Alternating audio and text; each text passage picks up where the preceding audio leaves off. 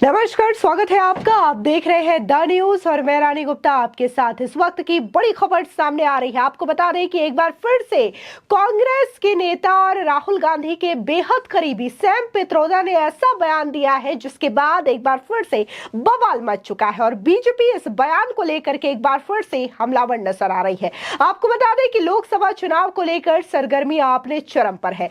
मंगलसूत्र और संपत्ति को लेकर अभी वार पलटवार थमा भी नहीं था कि अब कांग्रेस नेता सैम पित्रोदा के एक बयान पर बीजेपी ने जमकर निशाना साधा। दरअसल सैम पित्रोदा का एक वीडियो सोशल मीडिया पर वायरल हो रहा है जिसमें वो अमेरिका के विरासत टैक्स का जिक्र कर रहे हैं। इस पर बीजेपी ने उन्हें घेरते हुए आरोप लगाया कि कांग्रेस की नीतियां देश को बर्बाद करने वाली है।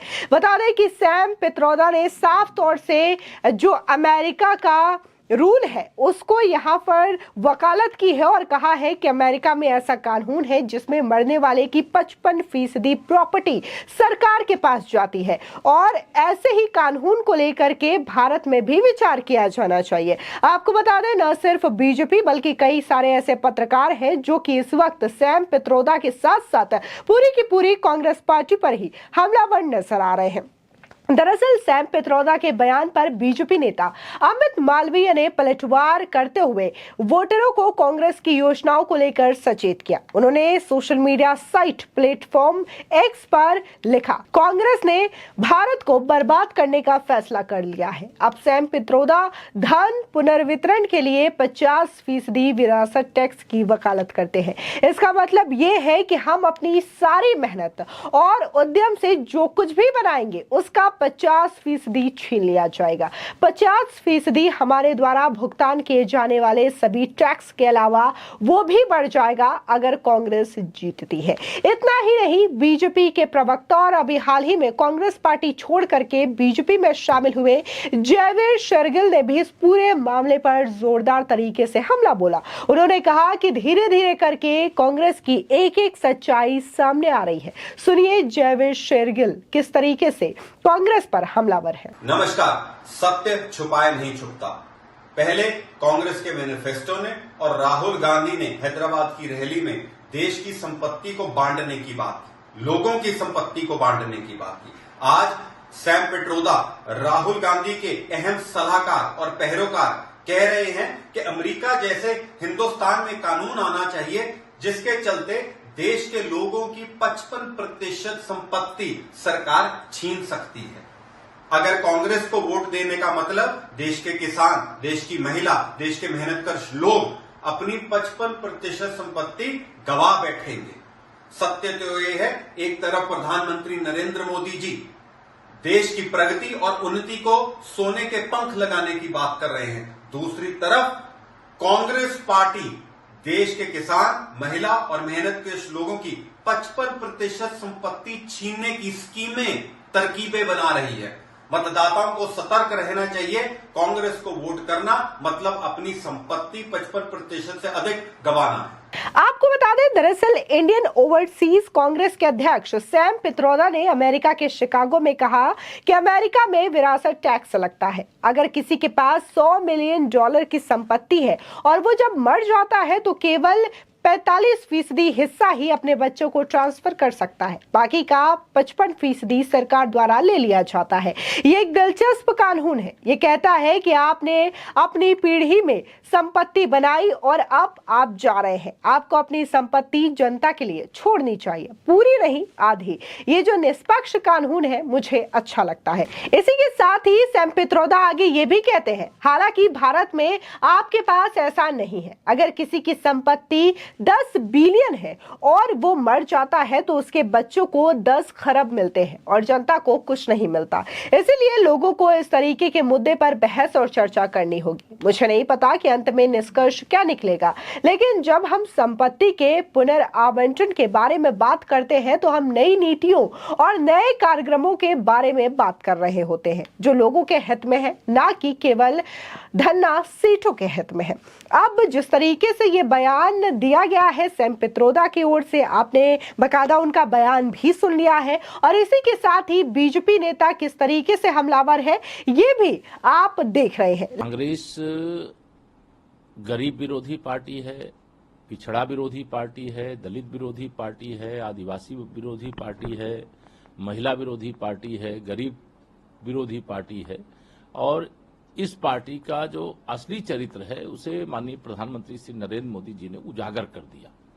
इसके कारण से कांग्रेस बौखला गई है। पहले तो इनकी स्थिति 40 सांसद जीतने की भी नहीं बन रही थी, लेकिन अब 40 से भी नीचे आने का रास्ता उन्होंने अपने आप बनाने का काम किया है। देश में लहर है मोदी जी की, लहर है भारतीय जनता पार्टी की, और 4 जून को 400 पार प्रचंड बहुमत से फिर मोदी सरकार, और करने हैं बड़े बड़े कार्य। जी सर, आपने कल एक ट्वीट भी किया था। देखिए 80% लोग अब माननीय नरेंद्र मोदी जी के समर्थन में आ रहे हैं, और जिस प्रकार से समर्थन बढ़ रहा है उसका स्वागत है।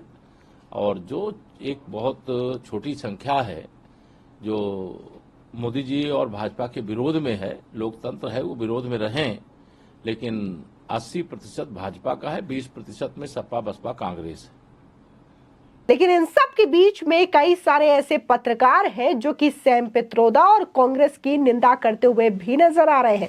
बता दें कि एएनआई की पत्रकार स्मिता प्रकाश ने भी इस पूरे मामले को लेकर के सोशल मीडिया पर एक पोस्ट किया और कहती है, कांग्रेस भारत में विरासत टैक्स वापस लाना चाहती है। इसका मतलब ये है कि जब आप मरते हैं तो आधा सा या थोड़ा कम सरकार को जाएगा, बाकी उत्तराधिकारियों को। राजीव गांधी ने इस कठोर कानून को हटा दिया था।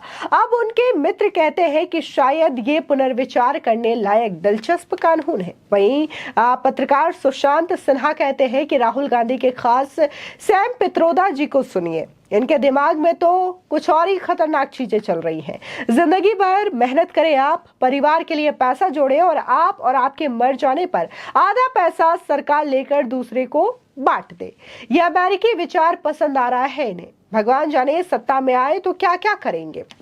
इसी के साथ ही पत्रकार विकास भदौरिया कहते हैं, कांग्रेस नेता राहुल गांधी के सलाहकार सैम पित्रोदा चाहते हैं कि कांग्रेस की सरकार जब आए तब ऐसा कानून बनाए कि आपके जीवन भर की कमाई का 55% हिस्सा सरकार जब्त कर ले। कांग्रेस पार्टी अमेरिका जैसा कानून बनाए और आपके खून पसीने की कमाई आपके बाद आपके बच्चों के बजाय सरकार अपने खजाने में जमा कर ले। ये क्या हो रहा है? घोर कलयुग। आपको बता दें जिस तरीके से यहाँ पर तमाम पत्रकार और बीजेपी नेता हमलावर हैं, तो इसी के साथ ही आम जनता भी सीधे तौर पर सैम पित्रोदा के इस बयान को लेकर के हमलावर नजर आ रहे हैं। कई सारे लोगों ने तो ये तक कह दिया कि जरूर इसकी शुरुआत होनी चाहिए, लेकिन सबसे पहले राजीव गांधी से इसकी शुरुआत होनी चाहिए, और राजीव गांधी का जो 55% संपत्ति है उसे देश का जो कोष है उसमें जमा करना चाहिए, देश के खजाने में जमा करना चाहिए।